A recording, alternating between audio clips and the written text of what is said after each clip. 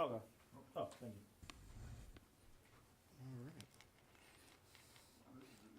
It's quite a process, huh? Oh, okay, thank you. If you could give us a quick mic check, please. All right. This is a comms check. Comms check for the pool camera. Thank you. Good? Thank you, sir. All right. Cool, there you go. All right, see you.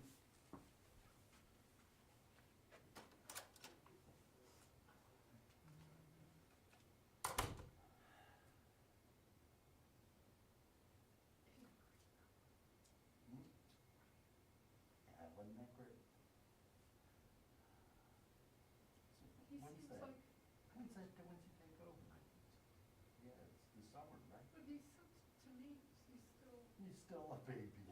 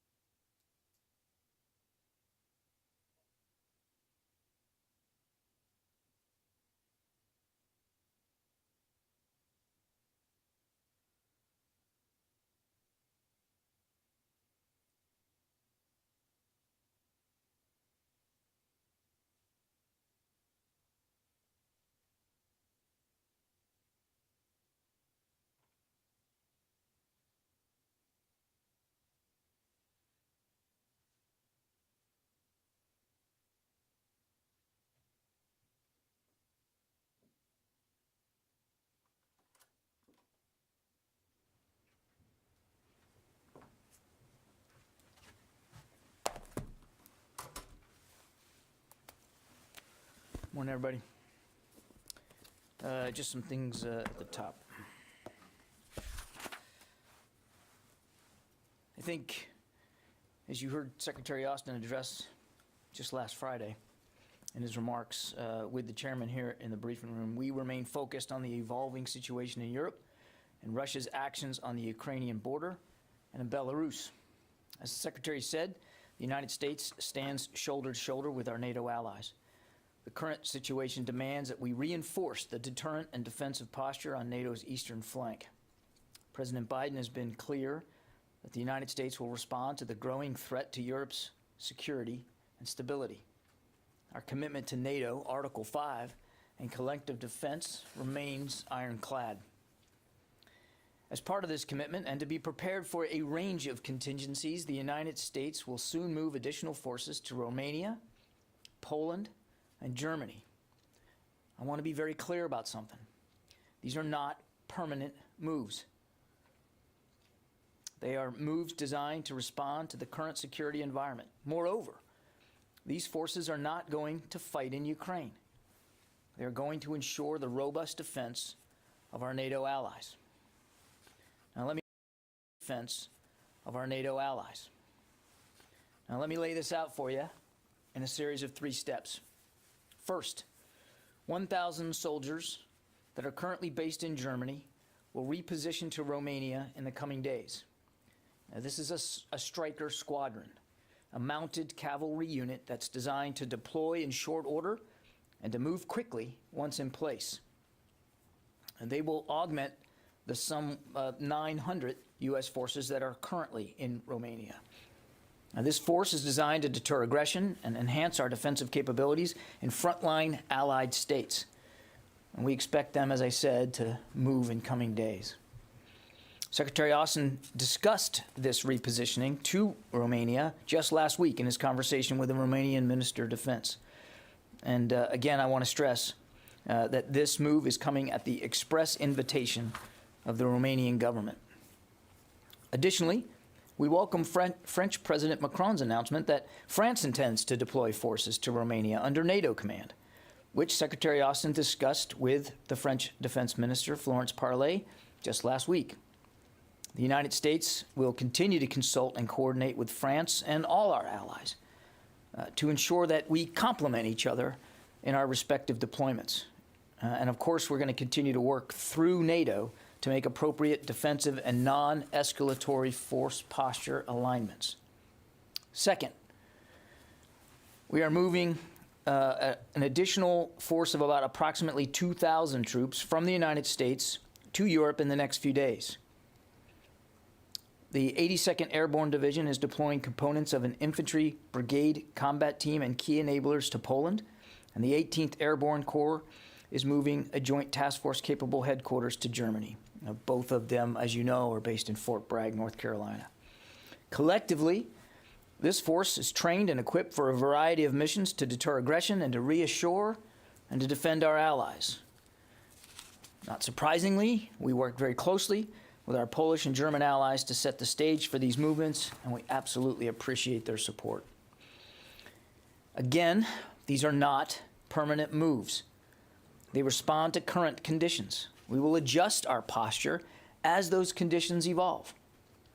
Third, and finally, all of these forces are separate and in addition to the 8,500 personnel in the United States on heightened alert posture that I announced last week.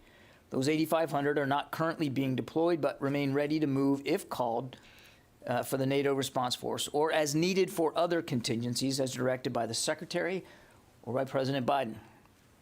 We continue to review our force posture and the situation in Europe, and we will make adjustments as the situation warrants. I also want to take this opportunity to correct some misconceptions around last week's announcement. NATO as an organization does not have veto power over U.S. Troop deployments, and media reports to the contrary represent a mischaracterization of that. Nothing precludes the United States from making its own decisions on force movements, including those forces that are being placed on heightened readiness. That said, any movement of U.S. forces involves consultation with the host nation, as we have done with Romania and Poland and Germany prior to today's announcements. And we're mindful of the competing needs of operational security and our obligation to be transparent, and we'll provide you additional information on these and other movements as available and as appropriate. As we have long said, we are continuously reviewing our posture, so there may soon be additional posture decisions to announce, including movements that are part of ongoing military exercises. This is not the sum total of the deterrence actions we will take or those to reassure our allies. I think it won't surprise you, we take a theater-wide approach to deterrence and defense, and we welcome the additional announcements by Spain, Denmark, the UK, and the Netherlands of their consideration to deploy additional forces to reinforce NATO's eastern flank. The United States has robust capabilities distributed across Europe, including in the Baltic region, and we will continue to assess needs in that area in cooperation with the relevant allies and, of course, the full NATO alliance. We stand united. We have said that repeatedly. We say it again today. These movements are unmistakable signals to the world that we stand ready to reassure our NATO allies and deter and defend against any aggression. Now, as the Secretary said Friday, we do not know if Russia has made a final decision to further invade Ukraine, but it clearly has that capability. The Department of Defense will continue to support diplomatic efforts led by the White House and the State Department to press for resolution. We do not believe conflict is inevitable. The United States, in lockstep with our allies and partners, has offered Russia a path to de-escalate. But we will take all prudent measures to assure our own security and that of our allies. Now, finally, just one note. I note that in the past few hours, a proposal made by the United States leaked to a European news outlet. We did not make this document public.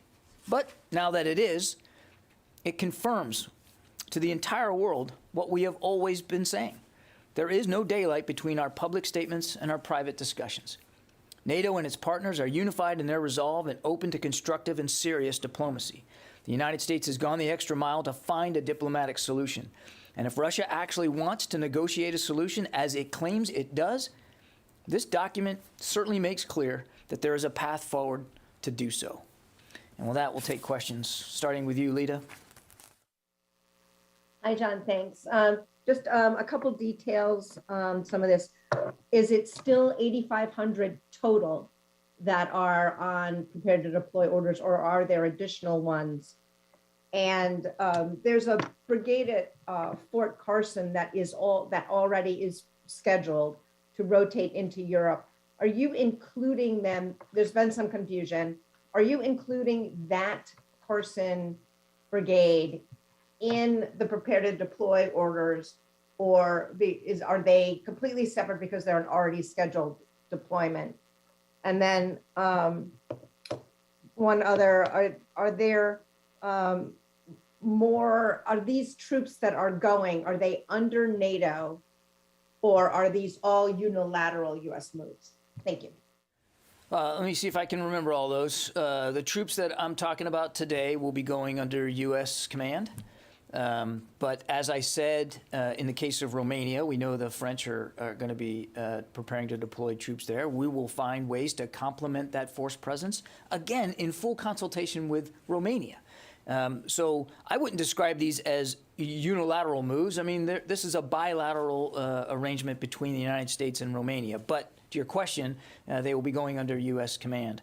The 8,500, they still remain on prepare to deploy orders. As I said, when I talked about it last Monday, the vast majority of them are designed for the NATO response force. As I said in my opening statement, that force has not been activated, so they aren't going anywhere.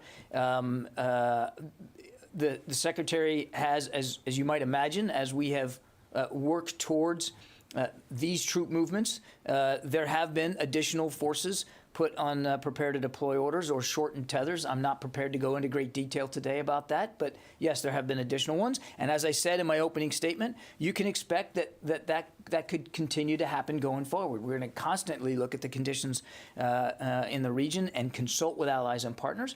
And if we feel we need to make additional forces more ready, we'll do that. If we feel that we need to send more forces to certain eastern flank countries, we'll do that too. in full consultation with NATO and in full consultation with the specific allies and partners. And I think I missed one of your questions, Lita. Well, I just want to clarify. I'm going to have to take that one, Lita, because I don't have the breakdown of every single unit in that original 8,500 in front of me. So let me just take that rather than speculate and guess, Jen. John, do you have any evidence that Putin plans to move beyond Ukraine's borders? Why are you bolstering these eastern flank allies if you do not have evidence of that? Because it's important that we send a strong signal to Mr. Putin and, frankly, to the world that NATO matters to the United States. It matters to our allies. And we have ironclad Article 5 commitments. An attack on one is an attack on all. And so we know that he also bristles at NATO, about NATO. And he has made no secret of that. We are making it clear that we're going to be prepared to defend our NATO allies if it comes to that. Hopefully it won't come to that. Nobody wants to see, as I said, conflict's not inevitable. There's no reason for there to be armed conflict in Ukraine or anywhere else on the European continent. And Mr. Putin can go a long way to serving that end by taking seriously the proposals that we have put forward diplomatically and by de-escalating through moving some of those troops away. But is there any evidence that he plans to, that anything you're seeing that suggests those troops that are outside Ukraine might carry on to Poland, Romania? What we see, Jen, is clear evidence every day that he continues to destabilize the environment by adding more forces into the western part of his country and along Belarus, in addition to additional naval activity in the Mediterranean and the North Atlantic. So he clearly is providing himself many options, lots more capabilities. For exactly what purpose, we don't know right now. And because we don't know exactly what his purpose is, we want to make sure we're ready on the NATO front to defend our allies. Barbara. I want to follow up on Jen's question. You said at the beginning, the current situation demands we reinforce. So what specifically demands the reinforcement that you are laying out today? And the reason I ask this, this is bilateral, as you said. Originally, you spoke at length several days ago about the NATO response force. They have not activated that. You are moving ahead bilaterally, not under a NATO umbrella anyhow. So what signal does that send that you're not waiting for a NATO vote? And what is the current situation that demands this reinforcement outside of Russia, outside of Ukraine? I don't think I heard a specific answer. I think the signal it sends that we're moving additional U.S. forces into Allied territory at the request and with the invitation of those countries is that we take our NATO commitments very, very seriously. And I put that right in the opening statement. And as for, I think your question is sort of why now? Why are you doing, I don't understand. I'd like an explanation why you're doing this now without the vote at NATO, which does not appear readily apparent, for them to activate the response force. What has led you to say, okay, the United States will act on a bilateral basis, you have the invitations, you could have waited for a NATO vote, you decided not to. So what is the it's not just us, Barb, other nations, and I mentioned Denmark, the UK, France. I mean, the other nations, other NATO nations are likewise discussing in bilateral ways with Eastern flank nations the addition of forces and capabilities to those nations. So it's not just the United States, it's other NATO allies that are doing this. And you talk about this vote thing. Let's be clear. What I think you're getting at is the NATO response force. That's a 40,000 person strong force that is designed for high readiness. And that is a decision that the alliance and only the alliance can make. We have a contribution to that. We have gotten those forces alerted to be ready to go if needed, and they still will be. We also can if the president decides, as commander-in-chief, to take some of those alerted forces and move them in a bilateral arrangement as well, he can do that. As I said at the top, it's not like the alliance has a veto authority on any of those troops that were put on prepare to deploy. But in terms of why now, here's just a couple of factors. Mr. Putin continues to add forces, combined arms, offensive capabilities, even over just the last 24 hours. He continues to add in Western Russia and in Belarus, and again, as I said, in the Mediterranean and the North Atlantic. He has shown no signs of being interested or willing to de-escalate the tensions. And it's not just the United States that's noticed this. Our NATO allies have noticed this. And we have been in constant communication and consultation with them, and they have expressed their concerns. We have shared our perspectives on what we're seeing with them. They have shared their perspectives on what they're seeing with us. And as a result of these bilateral discussions, we are now prepared to make these moves. I say again, two things. These are temporary moves, not permanent deployments, not permanent basing. And two, we're not ruling out the possibility that there will be more coming up in future days and weeks. So my last question.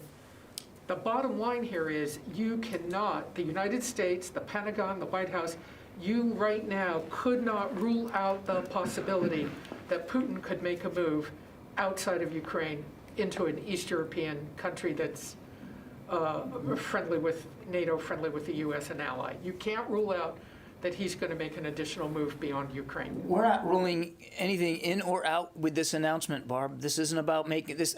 This isn't about an intel assessment about what Mr. Putin will or won't do. As I said again in my opening statement, we still don't believe he's made a decision to further invade Ukraine. And if he does further invade Ukraine, obviously there's going to be consequences for that. But he has many options and capabilities available to him as to how he might do that, and we simply don't know. We want to make sure that he knows any move on NATO is going to be resisted, and it's going to trigger Article 5, and we're going to be committed to the defense of our allies, and that's what this is all about. Yeah, David. When President Biden previewed this last week, and he said he would be sending forces in the near term, he also said not a lot.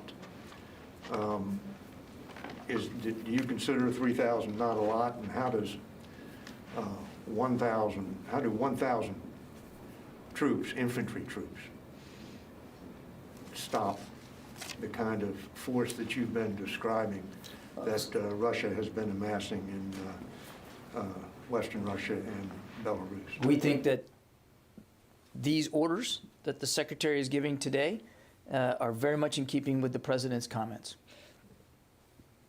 And to your other question, I remind again that we hold the option open of additional force movements if that's desired and needed. So the steps I'm talking about today could very well be preliminary steps to future ones that we might take. And to your other question about, is that enough? Again, I think it's worth reminding that Romania, as a sovereign state, has their own military, and a very capable one at that.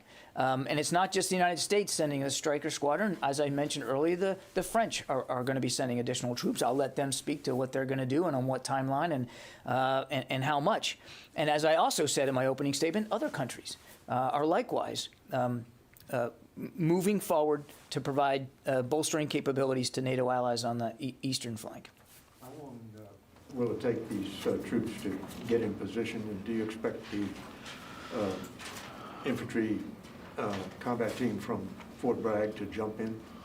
I'm not going to talk about the specifics of their movement, but as I said in my opening statement, we expect them to start moving in coming days. I don't have a more specific timeline for you in terms of exact departure date and exact arrival.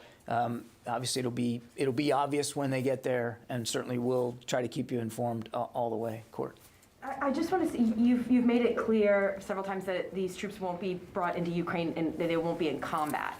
But can you rule out that any of these troops, specifically some from the 82nd Airborne, might be brought into Ukraine in the coming days to help with a non-combatant evacuation? Is that possible that they could be used for that? As I think you heard the Secretary say on Friday, our troops are multi-mission capable, and they will be prepared for a range of contingencies, and I won't go any further than that. Is that one reason, though, that the 82nd specifically was identified as one of the units to go forward early? Is that because of that capability, because they have They are, as you know, already a ready force. They are already at a heightened state of alert. That's the raison d'etre for that force, and they are multi-mission capable. They can do a lot of things. It's a very versatile force, and I think their versatility, their ability to move quickly, and to conduct a range of missions across a range of contingencies, which is well proven. That's the reason why the Secretary has ordered them to go.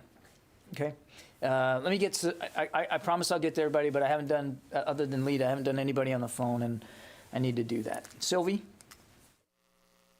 Hello, thank you. I would like to know how many soldiers you are going to send to Poland, because you said 2,000 from US to Germany and Poland. So how many soldiers will you have in Poland all in all? The majority of the 2,000 that'll be moving from Fort Bragg will be going to Poland. The 18th Airborne Corps, as I said in my opening statement, that's going to Germany, that they are going to form a joint task force headquarters. And that's usually, depending on the need and the task at hand, several hundred people. So the majority of the 2,000 that I mentioned that comprise the 82nd Airborne Brigade Combat Team, that leading element, they'll be going to Poland. Kelly from News Nation. Hi, John. Thanks for taking my question. I know you said we will adjust this posture as conditions evolve. I was curious because we're seeing, ordinary Ukrainians, teachers, moms, dads, dentists, learning to use guns to defend themselves. There are calls in Washington for the Pentagon to support them. Are any of these troops going to help them? And how will the president's order change the mission of the Florida National Guard troops currently in Ukraine? As I said at the top, Kelly, the president's been clear, and I think we made it eminently clear in my opening statement. These troops will not be going to Ukraine to participate in the defense of Ukraine. The president has been very clear about that. These forces are going to reassure and to bolster capabilities inside NATO's eastern flank. And as for the Florida National Guard, trainers, they are still in Ukraine. There's been no decision to change their status. They are still there providing advice and assist to Ukrainian armed forces. And if and when there's a need to make a different decision about their presence there, the Secretary will absolutely do that in consultation with the European Commander, General Walters, but no decision has been made yet. Tony Capaccio. Hey, John, when you said it'll be obvious that the 82nd Airborne arrives, I want to piggyback on David Martin's question. Is it likely they're going to parachute in as a symbolic drop to send a message to Putin? Yeah, I don't. I'm not going to talk about their travel there and how they're going to arrive. I don't anticipate it will be a tactical operation in that regard, though, Tony.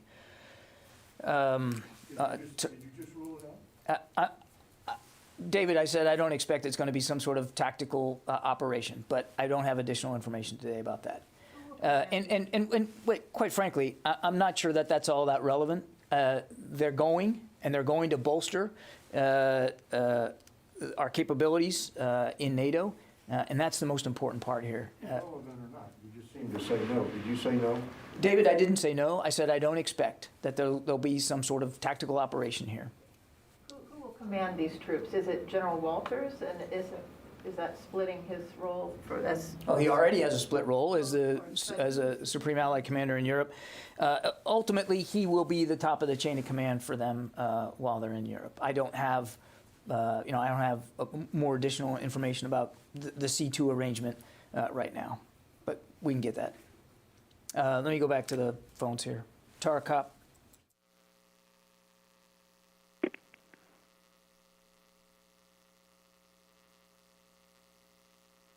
Nothing heard. Carla Babb. Hey, thanks for doing Sorry, John, I'm on. I didn't unmute myself. Can you talk about whatever additional airlift capacity might be needed to shift these troops, and what role Air Mobility Command would play in this? I don't have specifics on the airlift here, Tara. Obviously, this is a reasonable amount of forces that Air Mobility Command will be able to transport. I don't foresee there a need for some sort of surge of airlift activity to get these folks over there. Go ahead, Carla.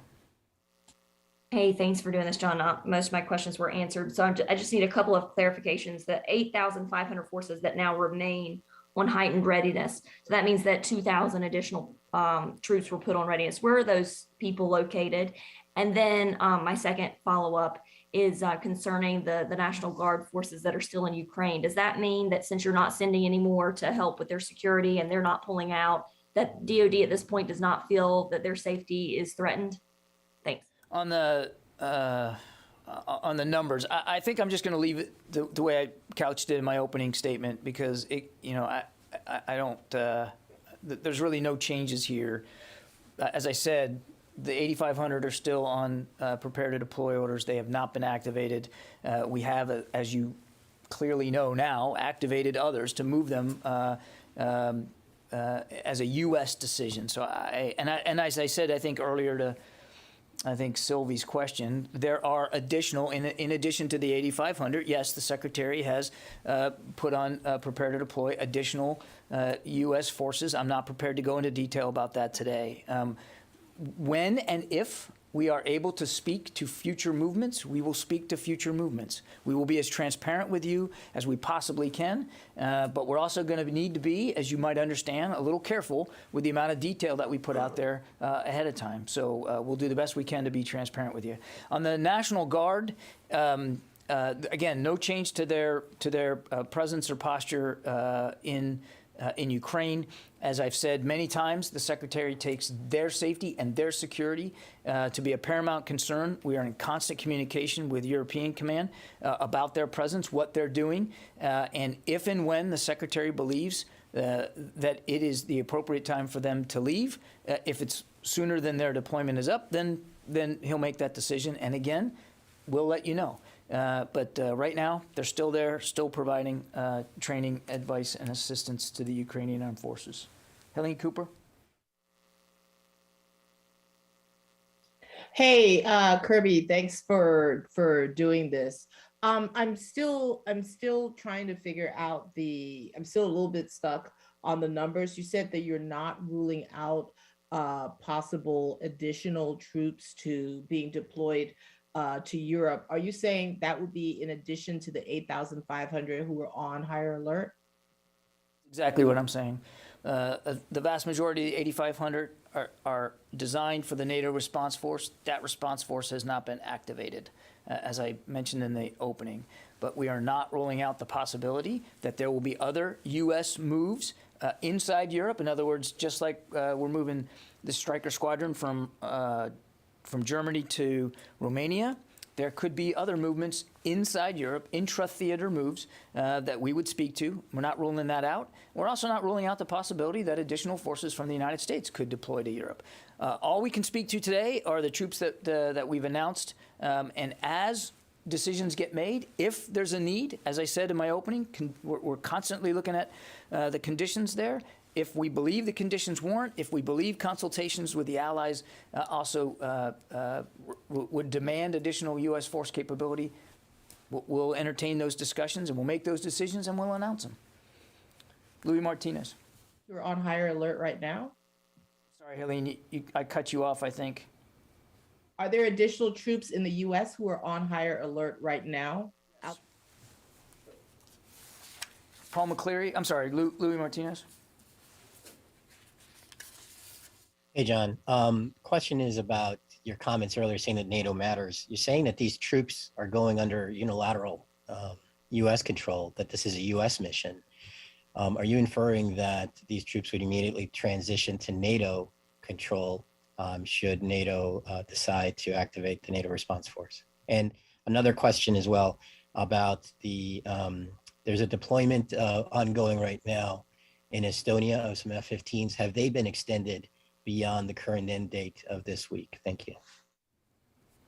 I don't have anything on the F-15s, Louis. I can ask about that, but my hunch is that no, that there's no plans to extend them. But let me just check on that. And then to your other question, these forces are going under bilateral arrangements between the United States and the country in the countries in question. In this case, Poland, Germany, and Romania, and they will remain under U.S. chain of command. That is a separate and distinct mission than the NATO response force, which we've talked about. Our contribution to that being the bulk of that 8,500 that we talked about last week. That would be under the NATO command and control structure. I'm not going to hypothesize or speculate about the future for these U.S. units and what it's going to look like going forward. There's no expectation at this time that they would necessarily have to fall under some sort of NATO command and control. They are going as a U.S. contribution in consultation with the allies in question to help bolster their defenses and to prove and to show and to demonstrate our commitment to the defense of our NATO allies. And again, I don't foresee any command and control changes for them going forward. Paul McCleary. Hi, John.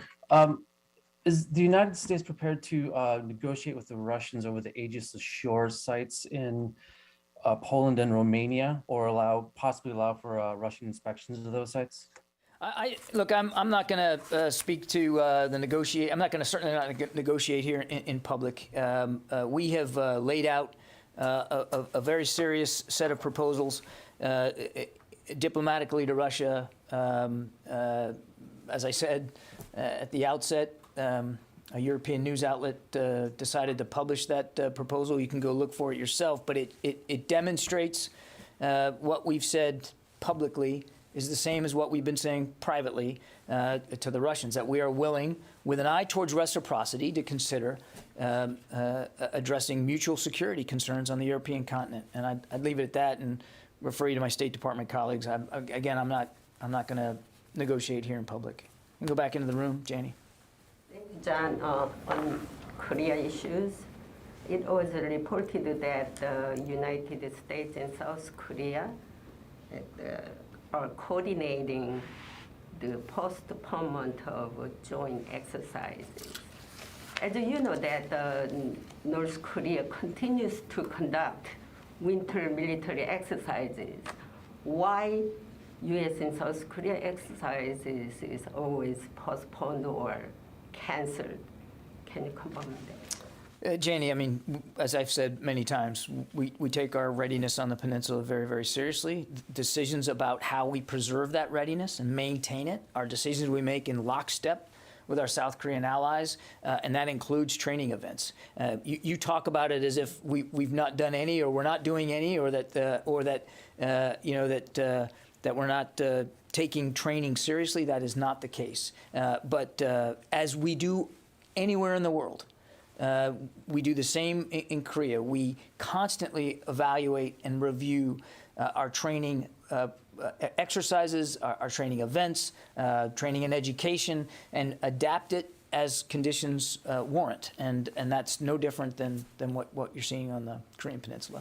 Pierre. Clarification, please. Sure. And South Koreans want additional THAAD missile deployment in the Korea to defend against the North Koreans' missile threat.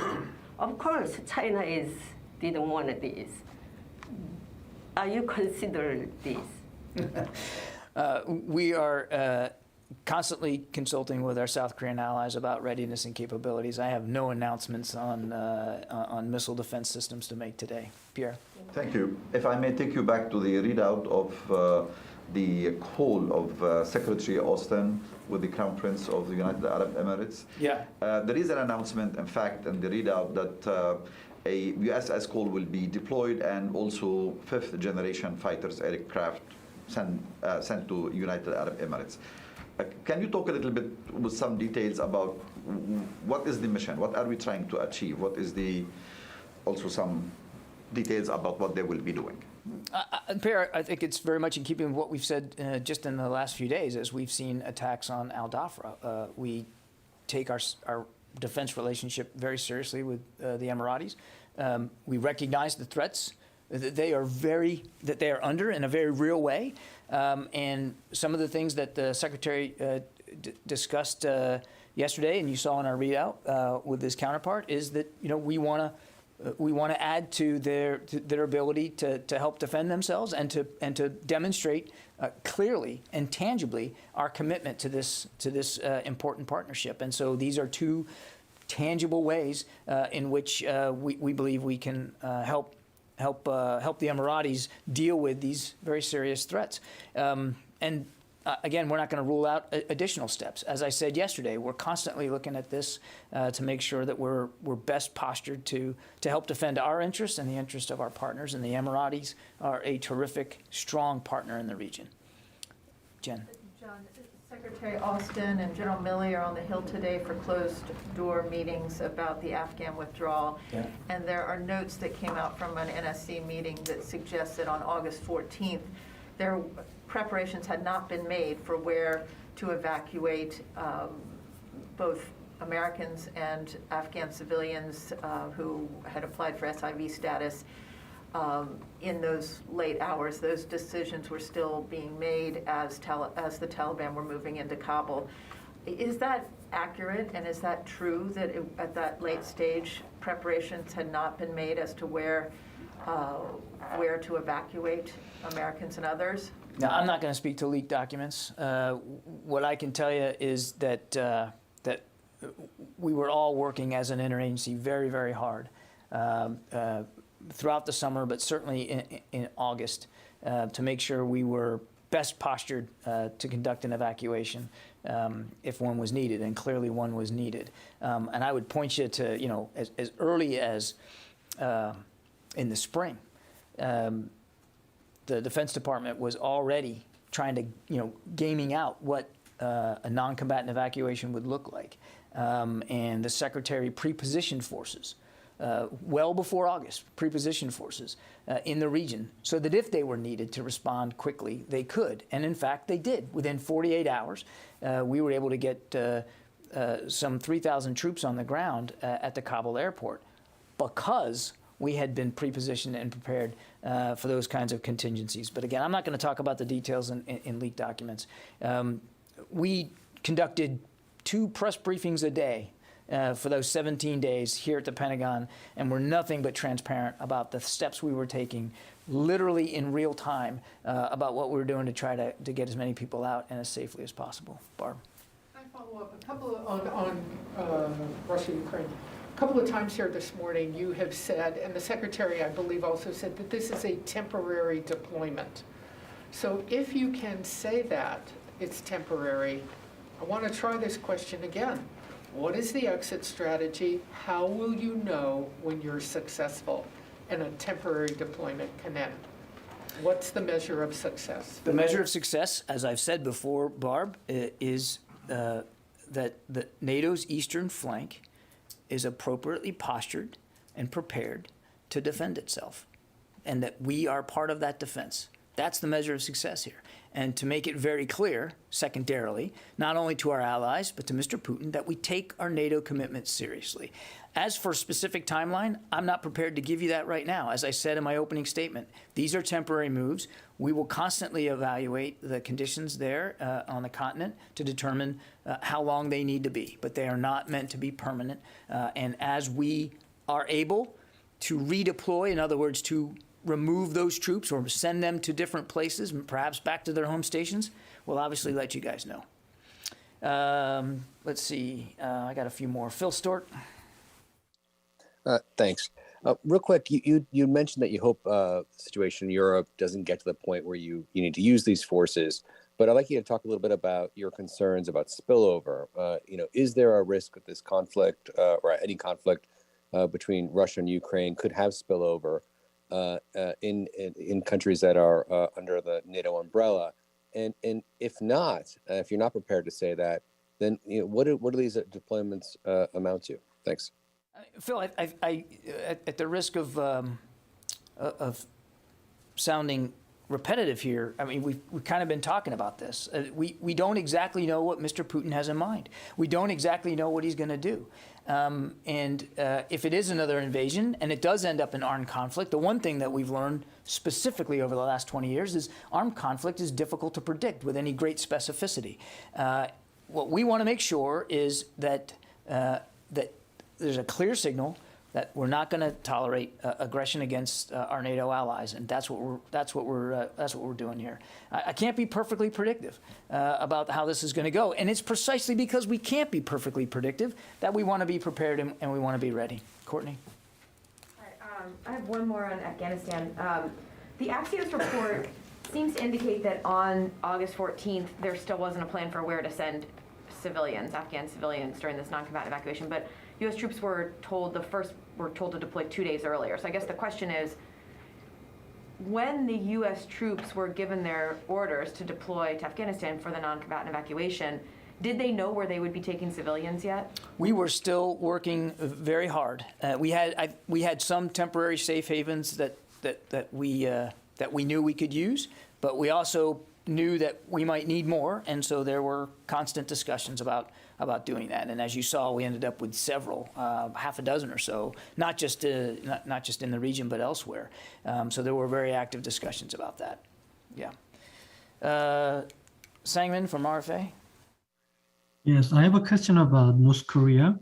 Ever since North Korea launched their multiple missile launch, U.S. has been said they are looking for the additional measure to hold DPRK accountable for their missile launch. So can you tell me about the additional measure U.S. looking for?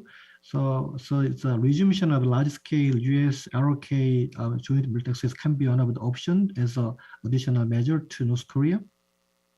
Yeah, I don't know if I got everything there in the question, but again, we condemn these launches. We're monitoring them as closely as we can. We certainly call on North Korea to meet their obligations under U.S. Security Council resolutions and stop these provocations. In the meantime, here at the Department of Defense, we're going to do what we have to do to make sure our ROK U.S. alliance is as strong and as flexible and as capable as possible, and that's what our focus is on here. Heather?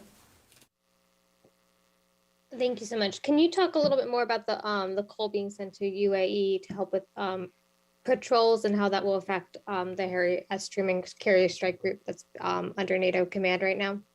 The USS Cole will be making a port visit in the UAE, and then my understanding is that she will have opportunities to do some joint training with the Emirati Navy. That is not unusual. We do that almost every day in the Gulf region, and we're glad to be able to send her to that mission. It won't have any practical or tangible effect on what the USS Harry S. Truman and the rest of the strike group is doing right now in the Mediterranean.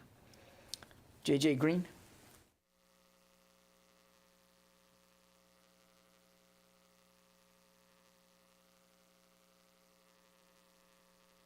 Okay, J.J., I'm not getting you. Dan Lamoth? Hey, good morning. Thanks for your time. Wanted to see if I could draw you out a bit on the strikers. Is that something specifically Romania asked for? And I guess what is the messaging value of having the strikers there? And then a follow-up question. Fifth Corps, the Army's Fifth Corps was activated a year and a half ago or so with sort of the idea that they could potentially be a headquarters for this kind of thing. Are they involved? And do we expect General Donahue, General Kurilla, anyone like that to be going forward? Thank you. On the strikers, I mean, this was the result of a discussion that the Secretary had with the Romanian Minister of Defense, and there was a good exchange back and forth about what sort of capabilities they might need and might desire, and sort of how we could best fill that. And in the context of that mutual dialogue, we decided that these 1,000 troops from the Stryker Squadron in Germany fit the bill quite nicely. And again, we're going to keep talking to Romania going forward, and we'll see what the future holds there in terms of any potential additional capabilities. the Fifth Corps, Dan, I don't have anything specifically on that for you, other than to say, as I said in my opener, that what we're doing right now is sending a headquarters element from the 18th Airborne Corps to go to Germany, again, as a headquarters element. So it's several hundred folks. I don't have any other headquarters or staff elements to speak to. But again, if that changes, we certainly will be transparent about it. As for what, who's going in, by name, again, I'd refer you to the 18th Airborne Corps for that. Let's see, Nancy. Thanks. In light of these bilateral decisions you described across the alliance with the US, France, and others, could you help me understand at what point you would use the NATO response force? Isn't what you're describing a series of de facto NATO response forces? I'm trying to understand under what conditions the alliance would need a NATO response force, given that there are all these agreements being made across the alliance.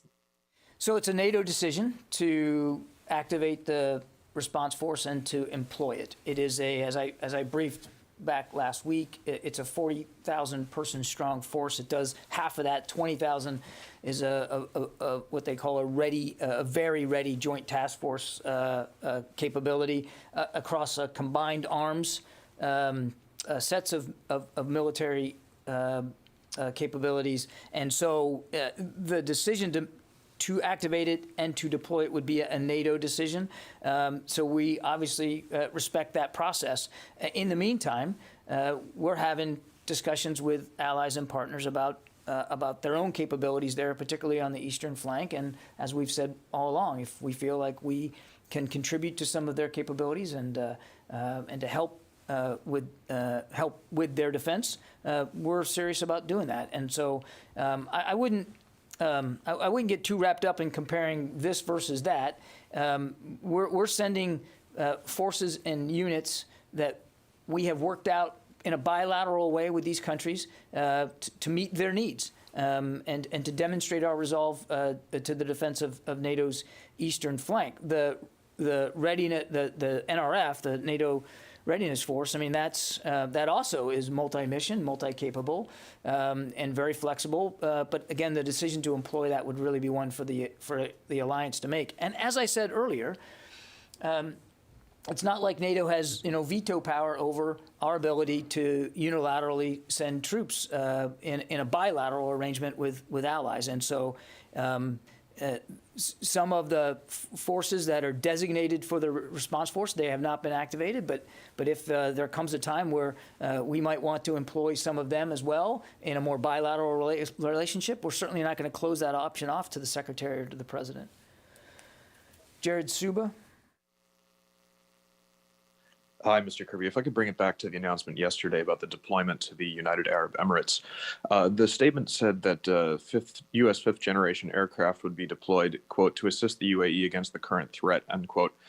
Do you happen to know what Air Force units will deploy, and will U.S. pilots be engaged in targeting Houthi projectiles or potentially launch sites inside Yemen? Thanks.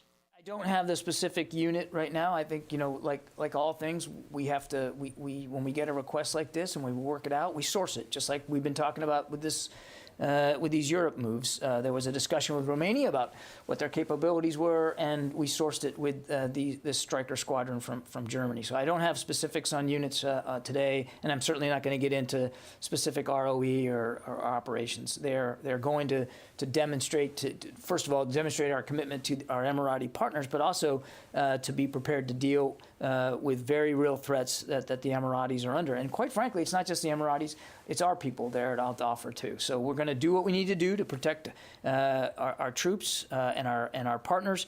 And you can, I think I'll just leave it at that rather than get into hypotheticals about what they'll be doing. Okay, thanks very much, everybody.